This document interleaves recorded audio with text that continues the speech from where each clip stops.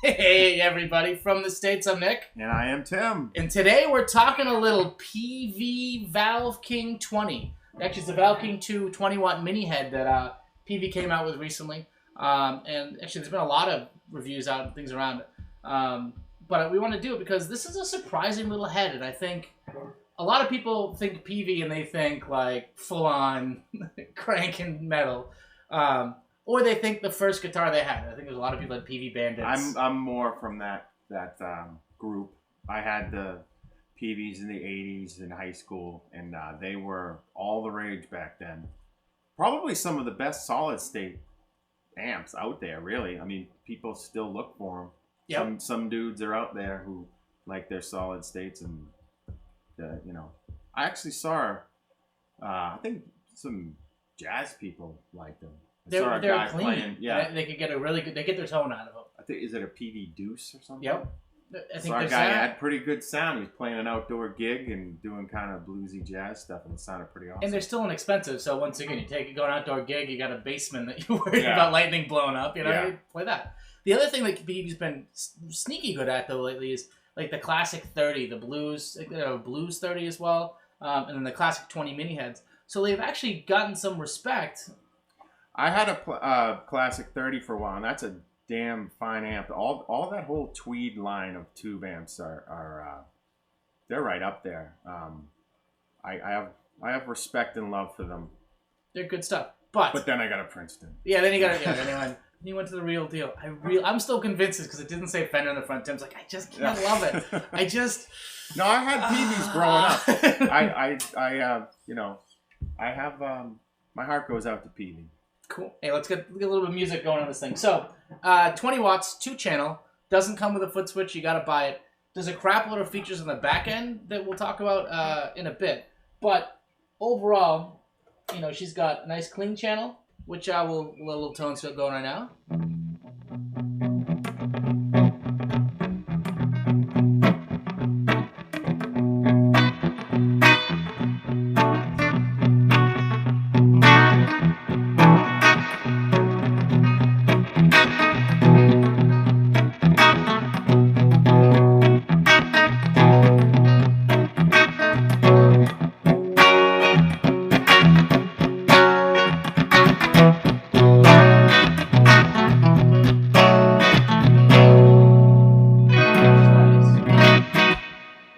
Also, it's a master volume amp, so I can actually drop the master volume.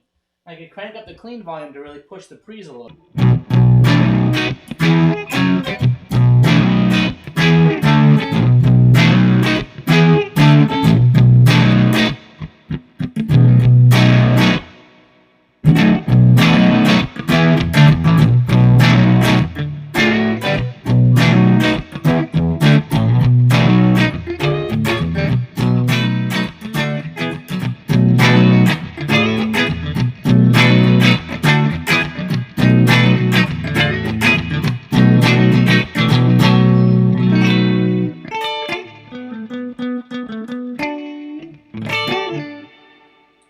And I will say, when I first started playing with the amp, I couldn't get a blues tone out of it. Like, I could get clean. Yeah. And I could get, like, hard-driven rock. And it wasn't until I remembered tricks for a master volume amp is you can roll off the master volume and just push the clean, and it runs out of headroom, and the amp kind of eats it so it's not crazy loud. So you could get that little bluesy kind of groove, which is nice, and it's not the easiest tone kind of to get to. No, that's a... You have to know how to do it. Like, if you're used to just a simple amp with a volume... You can run into volume issues because you're pushing it, Yep. So the master eats that up nicely so that you can still have a breakup on the clean channel without blowing the amp out completely. But the reverb, it's a digital reverb unit, but it's a choice little unit. It's a good point now to talk about where it's got a built-in multi-watt, so it's 20 watt max, but there's a 5-watt, which we're running through right now, and a 1-watt. And I find that in my living room, the 5-watt is the best tone because I can run the volume about 12 o'clock. I can run the master about 12 o'clock, and I feel like it heats up right around there. Like below that, you get a little bit of that. It's not getting pushed hard enough. I feel like that's a sweet spot for it. The 1, though, the 1's pretty good, too.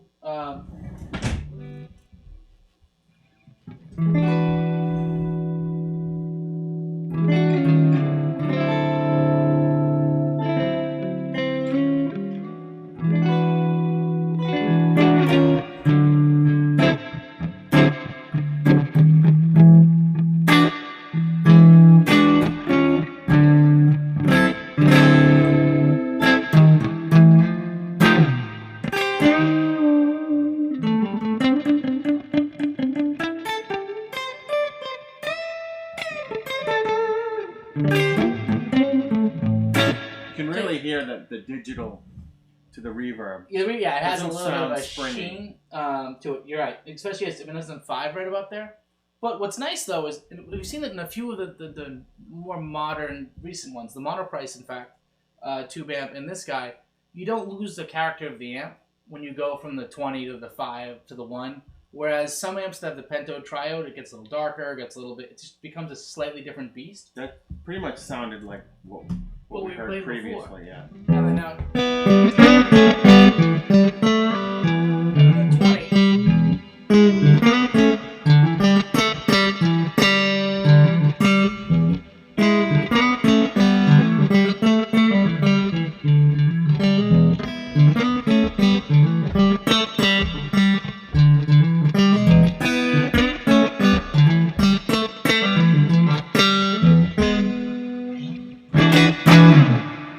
So that was a neck pickup, by the way. A neck, but a nice, clean, full, bassy, nice little output there.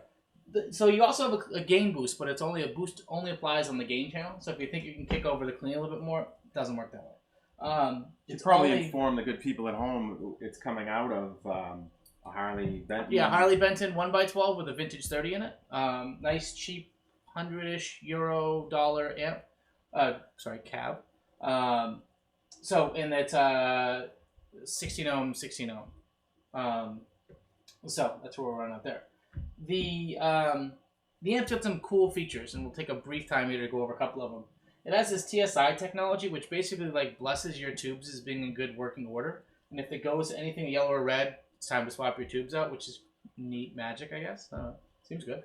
Not a bad thing. Has this Variaclass switch, which it goes from like a Class A to a Class AB. We can try to show it off. It's really, really subtle. And it's almost like, I just want this, I love this tone, I just need it slightly different. And it kind of gives you a little bit more, it's like compressy or like, it's weird.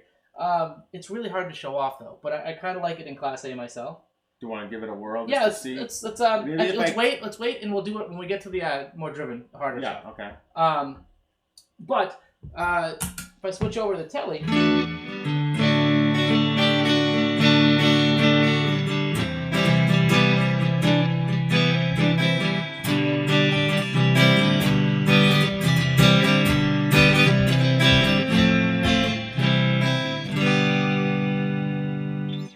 it sounds a little chorusy. Is that just me? It is. I think it's the reverb at 5 kind of gives it a little bit of that. And on the neck pickup there, you'd think you'd hear that even more. Kind of a shimmery. Yeah, it has like that shimmer kind of thing, and I think it's just the reverb. But it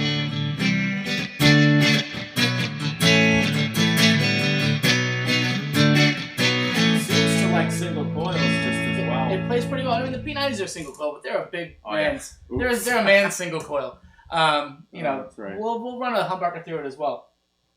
So anyway, that's that kind of run there. But it plays the Tele really well, even the bridge a little.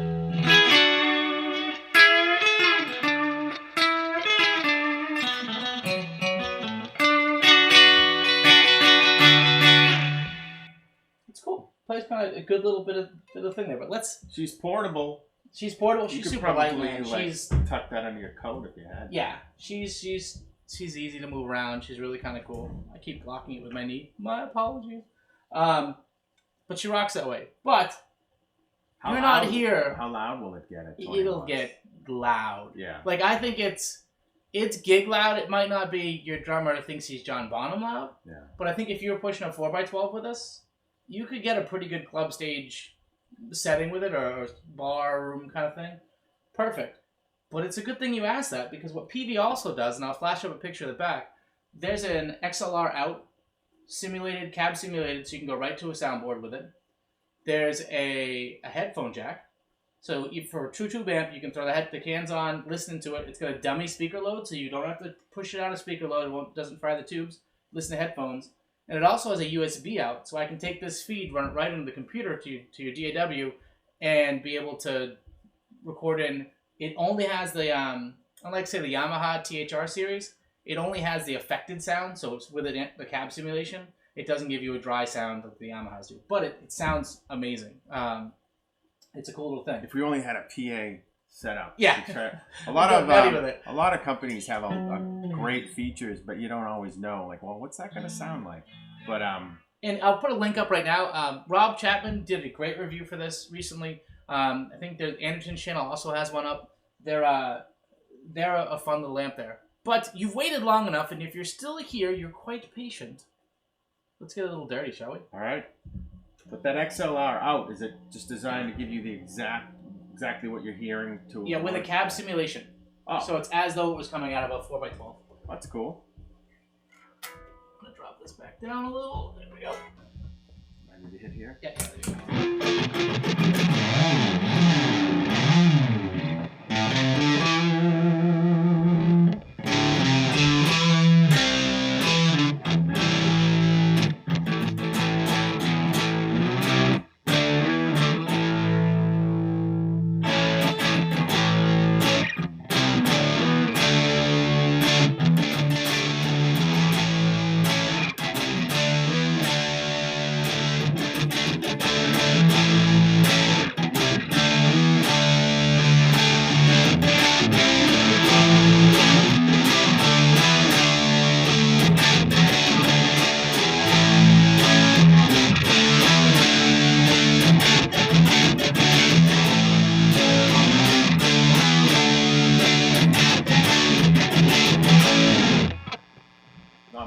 Not bad.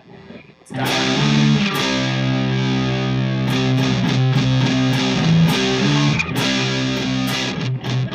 They're going to try a bridge pickup.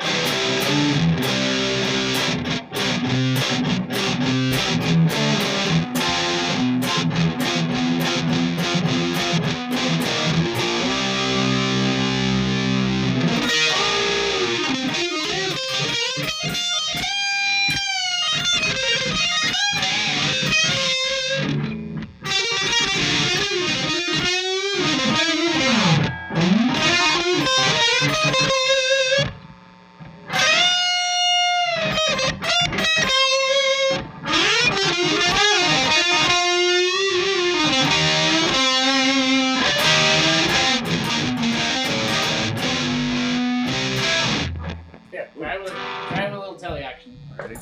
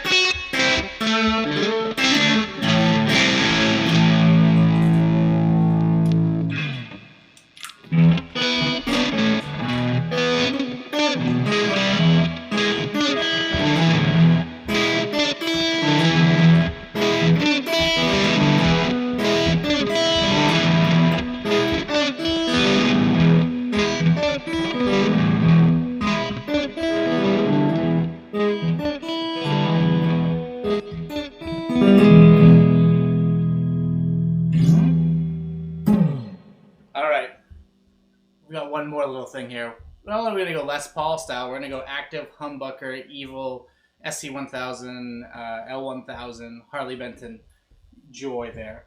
Try to do the nice. If you want to hear an insane comment of the day, yep, this is almost more fun to play than the Gibson. That? I don't know what it is.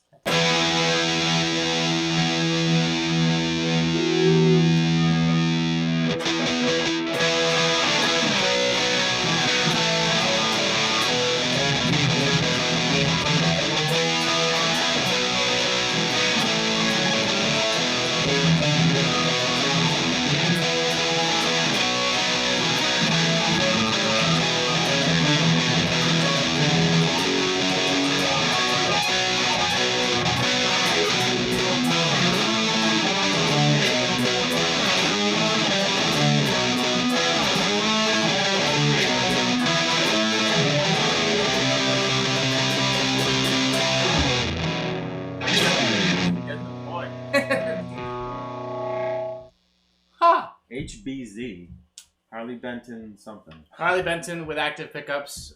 Me doing my best Joe Perry impersonation, just to show that she can shred. That was pretty much done. We've talked a whole lot in this video. Hopefully, we've cut it down to something manageable and you've enjoyed it. Peavey ValveKing. I think Tim nailed the biggest complaint about this is that the description of the knobs is written on the bottom, and if you're not putting it on a 4x12. You can't read what the bleep they say. Yeah. It's annoying. You probably see it in the video. I'm craning down low to see if it's... And they do it on the head, they do it on the combo, they do it on all of them. Lord knows why. But with that said, there's a lot of fun tones out of this little guy for not a lot of money. I think I would recommend this for the rocker. You know, yeah. It does nice cleans and you know, she dirties up real nice. Somewhere in the middle that might not be the greatest. That could have something to do with the digital reverb. Yeah, and I think that if you the reverb's great, I think, in your house and that kind of stuff. I think if you're playing out and you wanted to play this in a club setting or you're going to go to the studio, rock a Hall of Fame reverb or a Holy Grail or a Strymon or, like, some other type of outboard reverb. This is nice enough to, like, noodling when the kids are in the other room, you're in the 1 watt setting and you're not pissing off the neighbors, the wife, the spouse, the dog, the cat, whatever. Yeah. You know, I think it works in that scenario very well. What's that retail at? I think they're $3.99 is what you see them on the street. Guitar Center right now, so this is the 29th of November, is blowing out theirs for $2.99 on clearance right now, which is cheap. I got this used for like $2.75 and I was psyched. I would buy it at Guitar Center at $2.99 and get the protection. So it's a great little price. You need a cab. If you don't own a 1x12 cab, buy a 1x12 cab, especially for $100 with a Celestion Vintage 30, because then you can own one cab and 47 heads, you know, and they have a bunch of different things to play with. That's my theory, but then again, I've got major issues. Pardon my French. With that, I've been Nick. And I'm Tim. Obviously, we got issues. Take care, folks. See you later.